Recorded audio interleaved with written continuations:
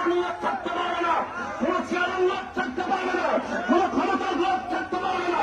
আমরা কর্মী হয়ে যাব, আমরা মাথায় কর্মী হয়ে আমাদের মাথার উপরে মান সাজিয়ে আমাদের মুরব্বীদেরকে দাঁড় করিয়ে দেবো। কথা প্রত্যেকটা ঘরে ঘরে, প্রত্যেকটা অঞ্চলে অঞ্চলে, প্রত্যেকটা গ্রামে গ্রামে যারা নারে একটা ভিড় আল্লাহু আকবার, নারে রিসালাত, ইয়া রাসূলুল্লাহকে মানবে, পীর যার যার সুন্নিয়ত সবার আল্লামা ফারুকী এই কথার উপরে একমত আছেন কিনা কথা বলেন।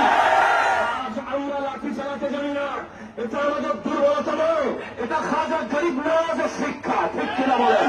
আমরা গুলি করতে জানি না, আমরা গাড়ি ঘোরাতে জানি না, আমরা মানুষকে আক্রমণ করতে জানি না বলে আজ পর্যন্ত বাংলাদেশে ফারুকী হত্যার বিচার হয়নি। মনে রাখবেন